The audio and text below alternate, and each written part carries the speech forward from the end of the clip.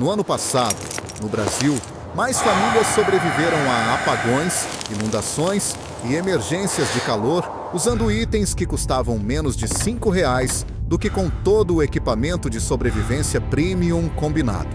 Parece inacreditável, quase absurdo em um país onde a tecnologia avança, os centros urbanos crescem e a preparação parece mais acessível do que nunca. Mas se as ferramentas mais baratas estão salvando mais vidas do que equipamentos caros, então devemos fazer a pergunta incômoda: os brasileiros estão se preparando para as emergências erradas da maneira errada?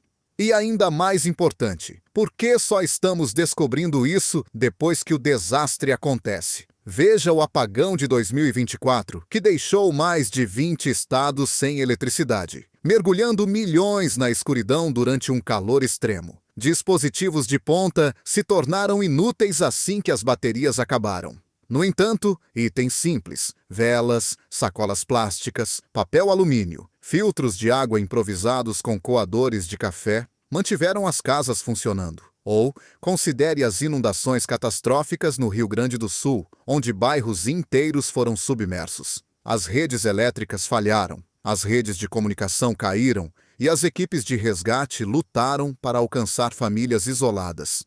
Nessas horas cruciais, não foi o equipamento caro que sustentou as pessoas. Foram itens baratos e cotidianos usados de forma criativa. Baldes servindo como armazenamento de água de emergência, rádios básicos fornecendo atualizações, papel alumínio e velas oferecendo calor quando as temperaturas caíam. A questão mais profunda é psicológica. Os brasileiros confiam em sua adaptabilidade, nosso famoso jeitinho brasileiro. Mas a resiliência depende não apenas da criatividade, mas de ter o básico certo em mãos.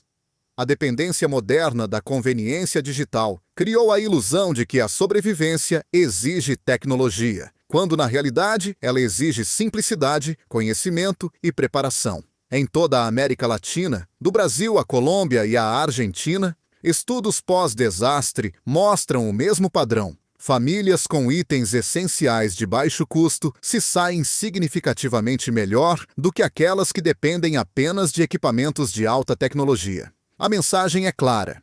A verdadeira preparação no Brasil não é sobre preço. É sobre entender os fundamentos que protegem a vida quando todo o resto desmorona. Nos próximos capítulos, revelaremos por que essas ferramentas simples importam e como elas podem determinar quem prospera quando o inesperado chega. Antes de mergulharmos nos itens em si, você merece saber por que tudo isso importa. Por que você deveria sequer ouvir o que vem a seguir. Porque isso não é teoria e não é entretenimento. É o resultado de 15 anos dedicados a estudar o que realmente acontece com pessoas reais em desastres reais. Não as versões de Hollywood com as quais nos confortamos. Ao longo da última década e meia, analisei mais de 500 emergências documentadas: furacões, apagões, terremotos, colapsos econômicos, incêndios florestais, quebras na cadeia de suprimentos, todo cenário onde pessoas comuns foram subitamente forçadas ao modo de sobrevivência, sem aviso. E aqui está a descoberta que mudou tudo para mim.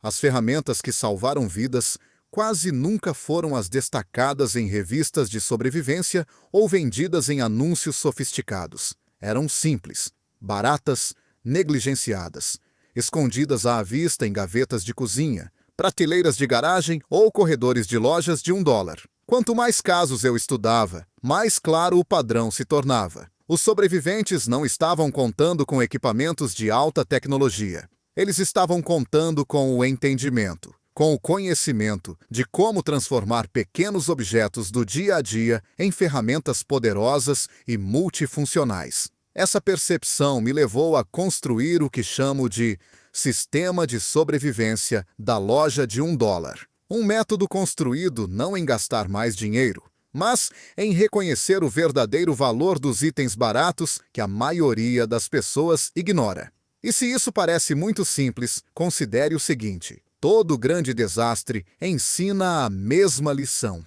As pessoas que sobrevivem por mais tempo não são aquelas com o maior orçamento. são aquelas que sabem se adaptar com o que têm. Mas há uma camada mais profunda em tudo isso, na qual a maioria dos preparadores nunca pensa. A sobrevivência não é física primeiro, é psicológica. A maior ameaça em qualquer crise não é a fome, a sede ou mesmo a exposição, é o estresse. O pânico faz você esquecer o que sabe. O medo faz você desperdiçar recursos. A superconfiança faz você correr riscos que não deveria. E equipamentos caros são uma fonte perigosa de falsa confiança. Eles sussurram que você está pronto quando não está. Eles convencem você de que possuir algo é o mesmo que saber usá-lo. Mas, quando o desastre acontece, seu cérebro, sua capacidade de manter a calma, ser lógico e adaptável, se torna a ferramenta de sobrevivência mais valiosa que você já terá. É por isso que você precisa de mais do que uma lista de itens. Você precisa de contexto, cenários reais, estudos de caso reais. Um arcabouço mental que o ajude a entender por que cada item importa e como usá-lo quando suas mãos estão tremendo, quando o cômodo está escuro, quando a ajuda não está chegando, quando cada erro pode custar caro. Então, à medida que avançamos, não vou apenas dizer o que estocar. Vou mostrar a lógica oculta por trás de cada escolha. Os gatilhos psicológicos que mantêm as pessoas vivas. As verdades negligenciadas que a indústria da sobrevivência ignora de propósito. Mas antes de aprofundarmos, faça a si mesmo mais uma pergunta. Se você tivesse que sobreviver apenas com o que já tem em sua casa agora, você conseguiria? A maioria das pessoas não conseguiria. E é exatamente por isso que o próximo capítulo importa. A água é a primeira linha entre a sobrevivência e o colapso, mas é a categoria que a maioria das pessoas não entende. Você pode sobreviver 3 semanas sem comida, mas apenas 3 dias sem água. E em uma crise, o acesso à água potável desaparece muito mais rápido do que qualquer um espera. Os canos fecham. Os sistemas de filtragem falham. As lojas esvaziam em horas. O que mantém as pessoas vivas não é equipamento caro. São ferramentas simples e negligenciadas que tornam a água insegura utilizável novamente. E a primeira dessas ferramentas é algo que já está em quase todas as cozinhas: filtros de café. Essas folhas finas de papel, muitas vezes descartadas como lixo, podem remover até 99% de sedimentos, detritos e micro-organismos nocivos quando usadas como camada de pré-filtragem. Durante o surto de cólera no Haiti em 2010, trabalhadores humanitários usaram filtros de café como um primeiro passo de emergência para a água contaminada antes do tratamento químico. Esse passo simples salvou milhares de vidas. A maioria dos preparadores passa direto por um pacote de filtros de café de R$ 1,99, sem perceber que estão segurando uma das ferramentas de sobrevivência mais versáteis disponíveis. Eles não são apenas filtros. São iscas de fogo quando revestidos com vaselina. São bandagens improvisadas. São coadores para combustível, óleo ou neve derretida. Uma caixa com 200 pesa quase nada e dura para sempre. Mas seu valor quando a água se torna escassa é imensurável. O próximo item é ainda mais poderoso, mas muitas vezes mal compreendido: cloro para piscina, pool shock. Enquanto a maioria das pessoas compra comprimidos caros de purificação de água, um único quilo de hipoclorito de cálcio pode desinfetar até 10.000 galões de água quando misturado corretamente. 10.000 galões, pelo preço de uma refeição de fast food. Mas aqui está a parte que você deve entender. A precisão importa. Use muito pouco e a água permanece insegura. Use demais e ela se torna venenosa. A proporção correta: uma colher de chá misturada em 1 galão de água para criar uma solução de alvejante, depois adicionada em quantidades medidas. É o tipo de conhecimento que separa a preparação do perigo. Uma vez dominado, torna-se um dos sistemas de purificação mais econômicos da Terra. Mas, mesmo que você tenha água limpa, você precisa de um lugar para armazená-la. É aí que surge um herói surpreendente: Sacos de lixo resistentes. Parece quase ridículo até você ver o método em ação, um método desenvolvido por sobreviventes do furacão Maria em Porto Rico. Quando todos os tanques de água e sistemas de armazenamento falharam, as pessoas forraram caixas e engradados resistentes com sacos de lixo grossos, criando reservatórios instantâneos capazes de armazenar de 30 a 50 galões cada. Suportados corretamente, esses recipientes improvisados se tornaram salva-vidas, portáteis, baratos, escaláveis.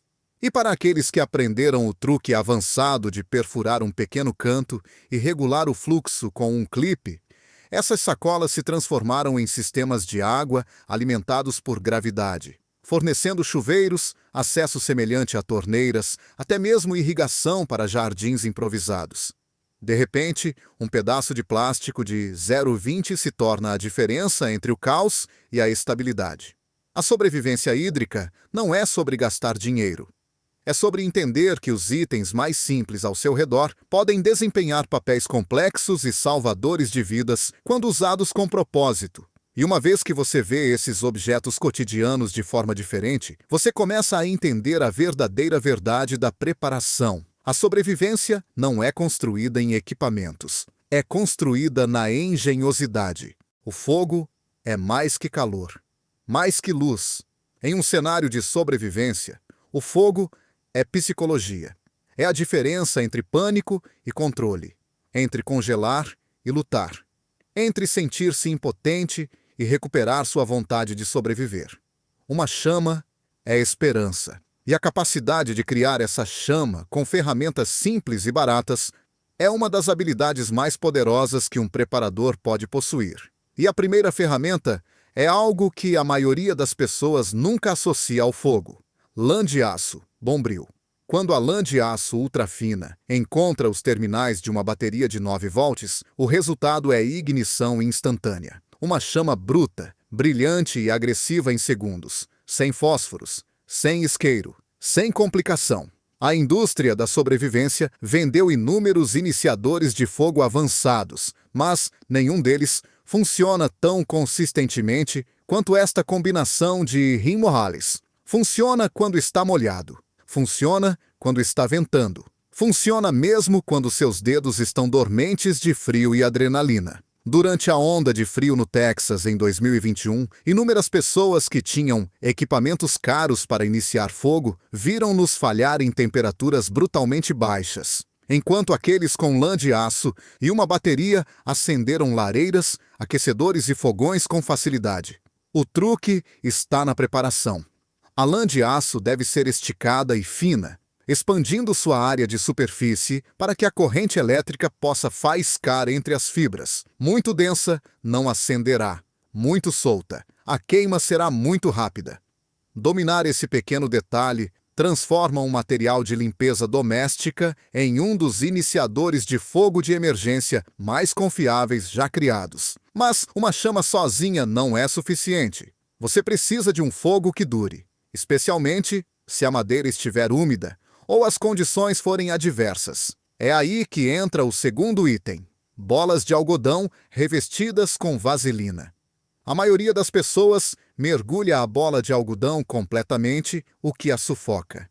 O método correto é mais elegante. Deixe as fibras internas secas e fofas, revestindo apenas a camada externa. Quando acesa, o centro seco pega fogo instantaneamente, enquanto a vaselina derrete e alimenta uma queima lenta e constante que pode durar até 20 minutos. 20 minutos é uma eternidade quando tudo ao seu redor está frio, molhado ou não cooperativo. Um único punhado desses iniciadores caseiros pode superar e durar mais cubos de fogo comerciais que custam 10 vezes mais. E eles são facilmente armazenados em frascos de pílulas, potes de filme ou sacos impermeáveis. Mas talvez o item de sobrevivência mais subestimado de todos não seja moderno, não seja tático e não seja comercializado como uma ferramenta de preparador. É a vela, pequena, barata, antiga, essencial. Uma única vela tea light pode elevar a temperatura de um pequeno espaço fechado em 10 a 15 graus. Isso pode não parecer dramático, mas, em uma casa gelada durante um apagão, essa mudança de temperatura pode significar a diferença entre desconforto leve e hipotermia. Durante quedas de energia, sobreviventes experientes, frequentemente, constroem aquecedores de velas, colocando várias tea lights sob um vaso de terracota virado de cabeça para baixo. A argila absorve o calor, irradia-o para fora e estabiliza a temperatura de forma muito mais eficiente do que a queima em ar livre. Mas além do calor físico, as velas oferecem algo ainda mais crucial: calor psicológico. Os humanos se reúnem em torno do fogo há mais de 400 mil anos. Nossos cérebros são programados para se acalmar à vista da chama. Em situações de alto estresse, esse alicerce emocional pode prevenir o pânico, restaurar a clareza e dar a estabilidade mental necessária para tomar decisões que salvam vidas. O fogo é sobrevivência, mas também é presença, confiança e o lembrete de que a escuridão não é o fim. E esses itens simples e baratos lhe dão controle sobre ele sempre que você mais precisar. Quando as pessoas imaginam ferramentas de sobrevivência, elas pensam em facas táticas, multiferramentas robustas e ferragens pesadas.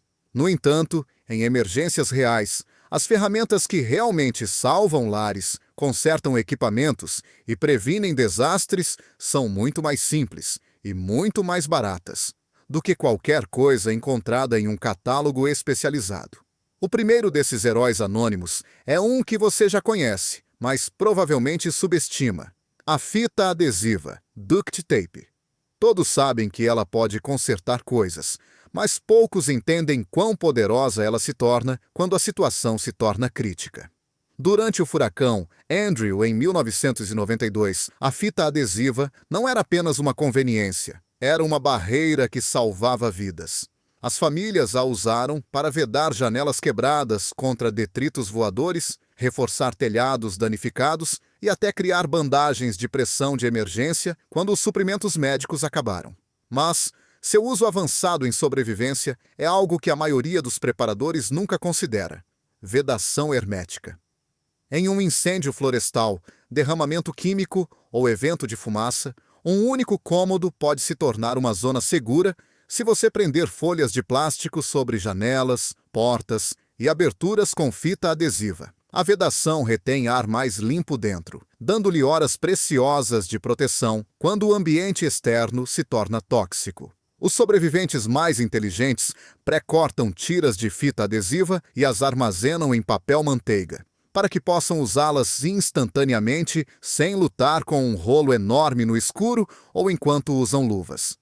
Um pequeno passo de preparação, que, no entanto, muda completamente o resultado em uma crise. Depois, as abraçadeiras, cable ties. Os gigantes silenciosos da sobrevivência estrutural. Mais fortes que corda, mais confiáveis que parafusos, resistentes à água, ferrugem e temperaturas extremas. Uma abraçadeira de nylon, 66 escolhida corretamente, pode prender equipamentos sob ventos de 70 milhas por hora, amarrar estruturas quebradas, reforçar abrigos ou ajudar a construir de tudo, desde cercas improvisadas até armazenamento de alimentos fora do solo. O que as torna extraordinárias não é apenas sua força, é sua flexibilidade. Conecte-as de ponta a ponta e você cria comprimentos personalizados. Transforme-as em correntes para linhas de carga. Aperte-as para imobilizar objetos, ou até mesmo criar contenções de emergência quando a segurança se tornar uma preocupação. Por apenas alguns dólares, um saco de 100 abraçadeiras de alta qualidade se torna um dos recursos estruturais mais valiosos que você pode possuir quando o mundo para de funcionar como esperado. E depois, a super cola. A maioria das pessoas a vê como um adesivo doméstico menor. Na sobrevivência, ela se torna algo muito maior. Seu ingrediente-chave, cianoacrilato, foi usado por médicos durante a Guerra do Vietnã para fechar feridas no campo de batalha. Em desastres como o tornado de Joplin, em 2011, sobreviventes usaram pequenos tubos de supercola para reparar lonas rasgadas, ferramentas rachadas, rádios quebrados e roupas rasgadas, mantendo equipamentos danificados funcionando muito depois que as substituições se tornaram impossíveis de encontrar. A supercola pode unir plástico, borracha, metal, madeira, couro e tecido em segundos. Mas sua verdadeira força reside em sua eficiência. Uma única gota pode restaurar uma ferramenta à condição de trabalho.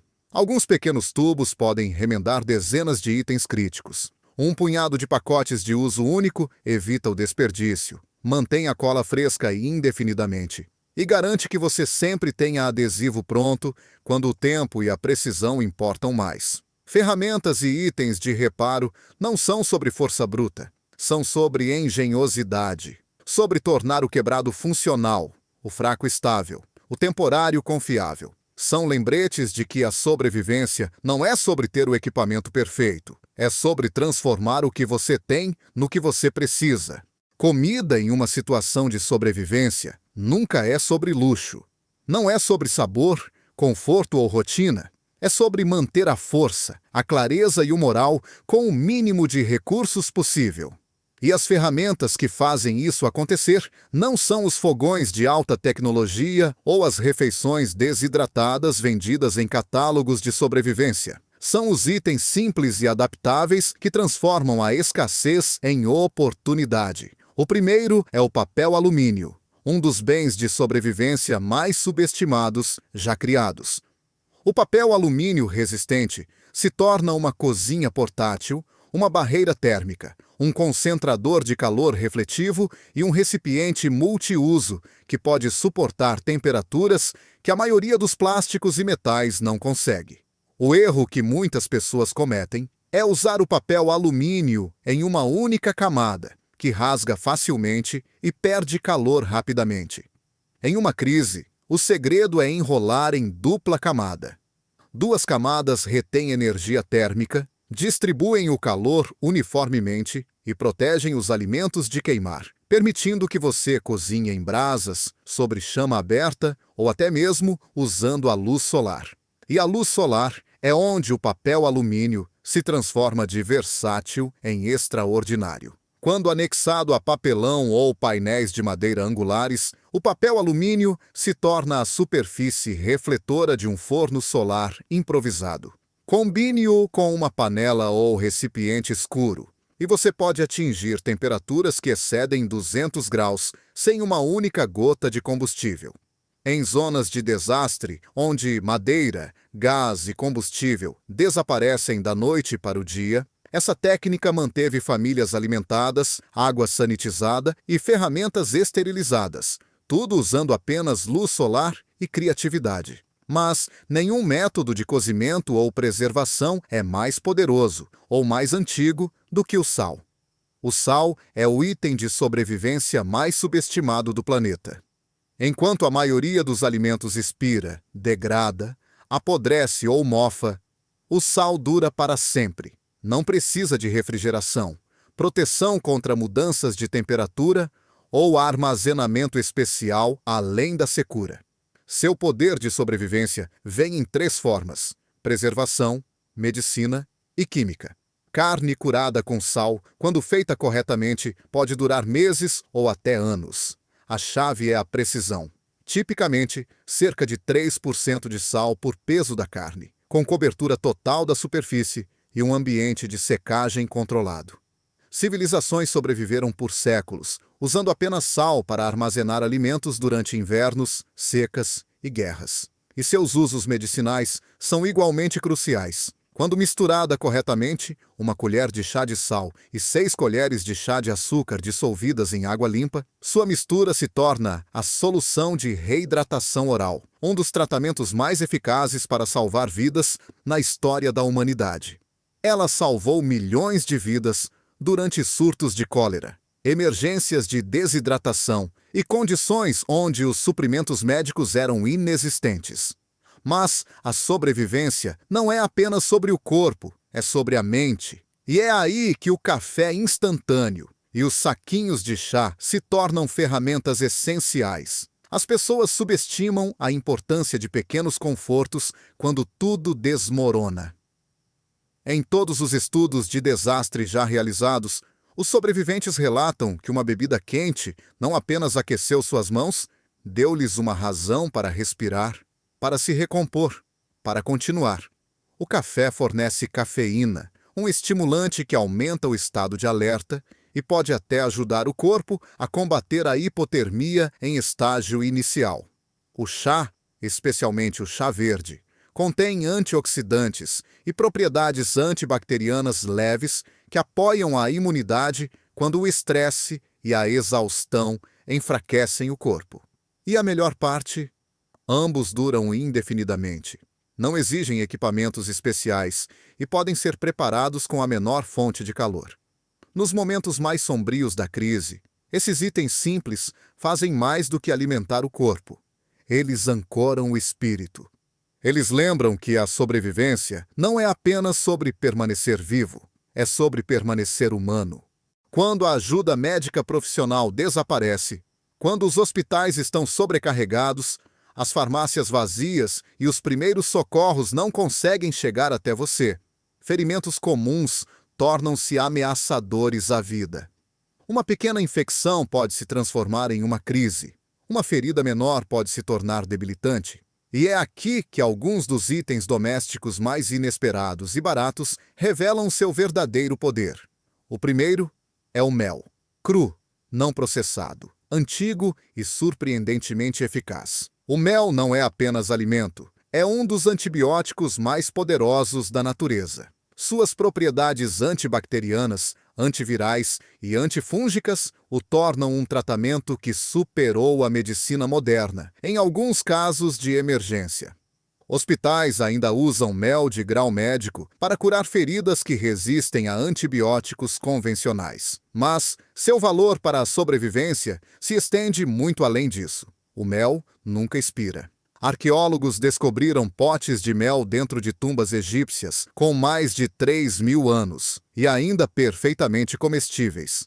Em uma crise, o mel cru pode tratar queimaduras, desinfetar feridas, acalmar tosses e fornecer energia rápida e constante.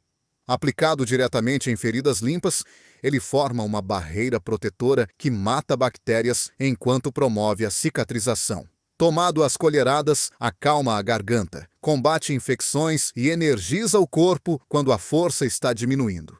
Em seguida, está o bicarbonato de sódio, um simples pó branco, que funciona como uma farmácia de emergência inteira em uma única caixa. Durante a pandemia de gripe de 1918, o bicarbonato de sódio foi usado para neutralizar sintomas quando os medicamentos eram escassos. Sua capacidade de reduzir o ácido o torna um salva-vidas em casos de azia grave, envenenamento por ácido, indigestão e problemas estomacais. Misturado com água, torna-se um tratamento para queimaduras, picadas de abelha e irritação da pele. Pode ser usado como pasta de dente, desodorante, agente de limpeza e desinfetante, resolvendo dezenas de problemas de higiene quando o sabão ou suprimentos acabam. Na sobrevivência, a higiene não é um luxo, é prevenção de doenças. E o bicarbonato de sódio faz tudo isso por apenas $1. Mas, talvez a ferramenta de primeiros socorros mais surpreendente não venha de um corredor médico. Vem da seção de higiene feminina. Absorventes internos, tampons, e externos, pads, estão entre os produtos de cuidados de feridas de emergência mais eficazes disponíveis. Estéreis, embalados individualmente e projetados para absorver sangue eficientemente. Médicos em zonas militares e de desastre usaram absorventes internos para estancar feridas perfurantes, reduzindo o sangramento quando ataduras de pressão não estavam disponíveis. Absorventes externos, com sua alta absorção e grande área de superfície, podem cobrir abrasões, queimaduras e lacerações melhor do que muitas ataduras tradicionais. Durante crises como o tornado de Joplin e as consequências de grandes terremotos, os sobreviventes improvisaram cuidados médicos usando esses produtos muito antes da ajuda profissional chegar. Eles são limpos, confiáveis e surpreendentemente versáteis, mas quase nunca mencionados em guias de sobrevivência convencionais. Mas a verdadeira preparação não é sobre tendências. É sobre saber quais itens comuns podem se tornar ferramentas médicas que salvam vidas quando o mundo para de fornecer a ajuda que você espera. Quando as lesões não podem esperar. Quando a infecção se espalha rapidamente. Quando sua sobrevivência depende de substituir um kit de primeiros socorros inteiro por intuição, criatividade e suprimentos domésticos simples. Esses são os itens que transformam o medo em controle, o caos em clareza e a vulnerabilidade em uma chance de lutar. Quando o desastre acontece, os primeiros sistemas a falhar são sempre aqueles dos quais mais dependemos: redes de celular, internet, redes elétricas, rádios e comunicação de longa distância. Nesses momentos, ser capaz de sinalizar por ajuda ou simplesmente coordenar com outros torna-se uma questão de vida ou morte. E as ferramentas que funcionam melhor não são gadgets de alta tecnologia. Elas são antigas, simples e surpreendentemente eficazes. A primeira é o espelho. Um espelho de bolso pode parecer insignificante, mas, nas condições certas, ele se torna um dos dispositivos de comunicação de longa distância mais poderosos já inventados. Um espelho angulado corretamente pode refletir a luz solar a até 160 quilômetros, um fato provado repetidamente durante a Segunda Guerra Mundial, quando pilotos presos usaram espelhos de sinalização para se comunicar em vastas distâncias muito depois de seus rádios pararem de funcionar.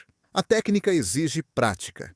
Você segura o espelho perto do olho, encontra a luz e alinha o reflexo com seu alvo. Flashes curtos, sempre em grupos de 3, formam o Código Internacional de Socorro. Mas os espelhos fazem muito mais do que pedir resgate. Eles podem ser usados para iniciar incêndios, concentrando a luz solar em um material inflamável. Eles podem ajudá-lo a inspecionar ferimentos, olhar em espaços apertados ou observar áreas de um ângulo seguro. Eles preservam energia, conservam recursos e exigem apenas a luz do dia. Na sobrevivência, poucas ferramentas oferecem tanto por tão pouco. A segunda ferramenta é o apito, um dispositivo tão simples que a maioria das pessoas o descarta sem entender seu poder.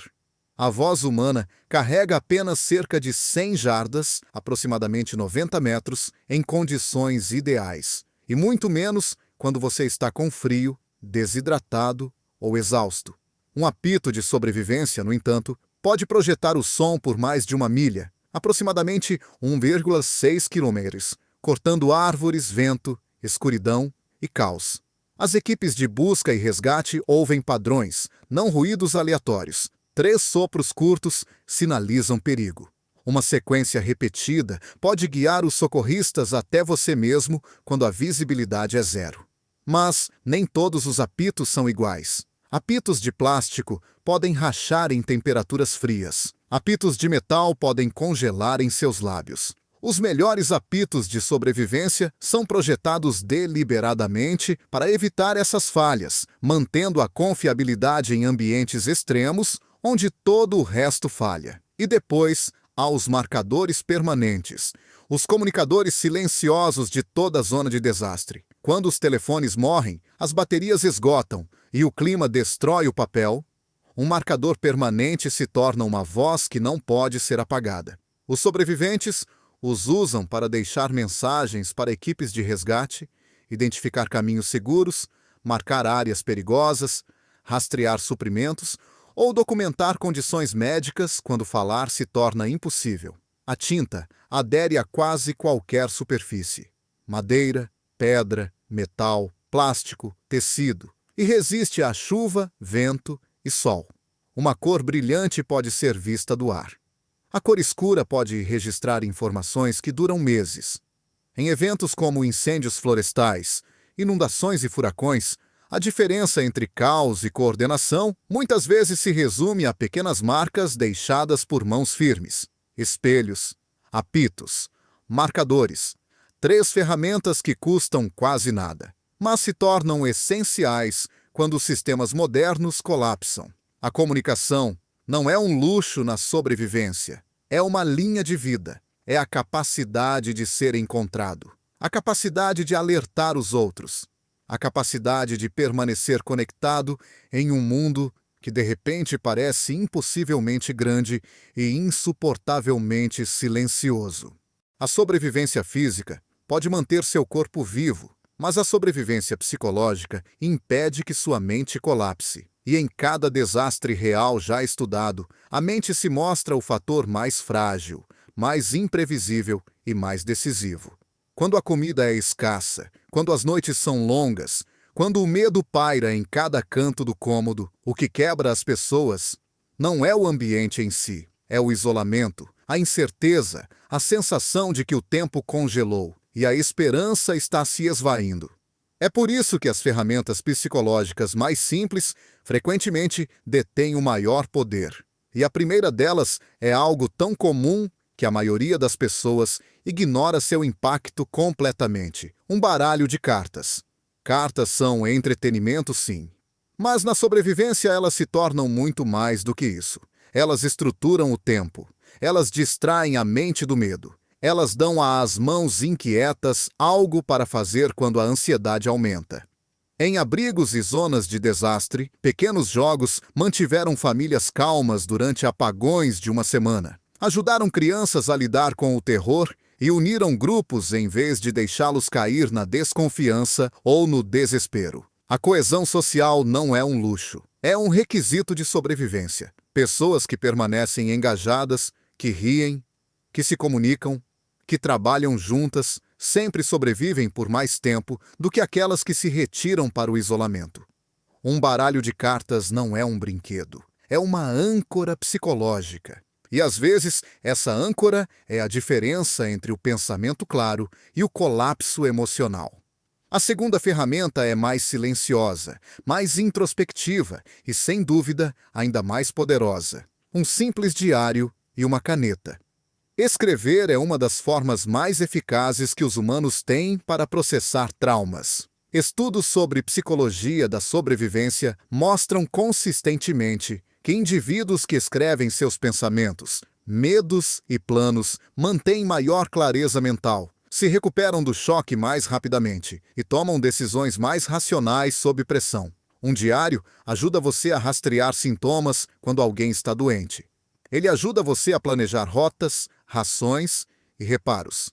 Ele ajuda você a reconhecer padrões que pode perder quando sobrecarregado. Mas, o mais importante, ele ajuda você a liberar o peso emocional que se acumula em silêncio. Quando seu mundo se reduziu a alguns quartos escuros, quando cada som parece ameaçador, quando o passado se foi e o futuro parece incerto, colocar seus pensamentos no papel se torna tanto terapia quanto estratégia. Uma combinação que mantém as pessoas estáveis quando a estabilidade mais importa. Canetas à prova d'água, cadernos resistentes ao clima e entradas duplicadas armazenadas em sacos selados podem preservar informações críticas quando todo o resto se deteriora. E depois, talvez a ferramenta psicológica de sobrevivência mais importante de todas: fotografias das pessoas que você ama. Pode parecer sentimental, talvez até trivial, mas a pesquisa em psicologia da sobrevivência prova o contrário. Fotos de entes queridos atuam como âncoras de motivação, gatilhos visuais que aguçam sua vontade de suportar.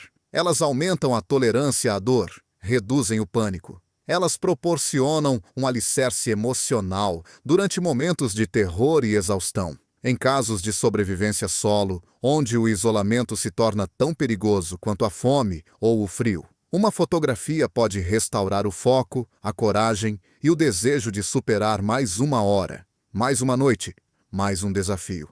Em ambientes de grupo, elas o lembram pelo que você está lutando. Elas trazem a humanidade de volta a momentos que parecem desumanos. Elas impedem que o desespero crie raízes. A sobrevivência psicológica não é sobre fingir que está tudo bem. É sobre ter as ferramentas que firmam sua mente quando o mundo ao seu redor não é mais reconhecível. Cartas criam conexão. Diários criam clareza. Fotos criam propósito. E juntos, eles mantêm seu mundo interior intacto tempo suficiente para que seu mundo exterior se recupere. Você agora entende algo que a maioria dos preparadores nunca entende. A sobrevivência não é construída no preço do seu equipamento, mas na clareza da sua mente, na adaptabilidade das suas ferramentas e na simplicidade dos itens em que você escolhe confiar quando tudo o mais colapsa. Mas o conhecimento, por mais poderoso que seja, não significa nada sem ação. E é aqui que a maioria das pessoas falha. Elas assistem a vídeos, leem listas, compram equipamentos e se convencem de que a preparação é uma identidade em vez de uma disciplina. Mas uma crise não se importa com suas intenções, ela se importa com o que você realmente fez. Eu vi inúmeras pessoas com prateleiras cheias de equipamentos de alta tecnologia desmoronarem no momento em que o desastre ocorreu, porque nunca construíram um sistema. Seus suprimentos estavam espalhados. Suas prioridades, incertas. Suas mentes, destreinadas. Elas não sabiam onde nada estava. Não sabiam como os itens funcionavam juntos. Não praticavam. Ensaiavam ou questionavam suas suposições. Enquanto isso, os sobreviventes mais resilientes, aqueles que permaneceram calmos, engenhosos e eficazes, não foram os que mais gastaram. Foram os que melhor se prepararam. É por isso que tudo o que você aprendeu até agora é apenas a fundação. A verdadeira transformação acontece quando você organiza, estrutura e pratica até que se torne uma segunda natureza. Não pânico, não improvisação, mas estratégia. Então, aqui está o desafio. Não deixe que esta informação permaneça em sua mente como conhecimento passivo. Escolha 3 itens desta lista hoje: filtros de café, lã de aço, fita adesiva, sal, mel, velas, abraçadeiras, qualquer coisa. Adquira-os esta semana, não no próximo mês. Construa seus hábitos intencionalmente, peça por peça, até que os essenciais da sobrevivência se tornem âncoras. Não algo para se pensar depois. Porque a sobrevivência não é uma corrida para coletar o maior número de coisas. É um compromisso com a compreensão do que funciona quando todo o resto falha. E quando mais pessoas começarem a pensar assim, as comunidades se tornarão mais fortes, as famílias se tornarão mais resilientes. E começaremos a quebrar o ciclo de consumismo movido pelo medo que convenceu tantos de que a sobrevivência é algo que se compra em vez de algo que se constrói. A própria esperança se torna um recurso, mas somente se agirmos. Se esta história ressoou com você, por favor, compartilhe seu senso de força nos comentários. E vamos espalhar esse orgulho silencioso para o mundo.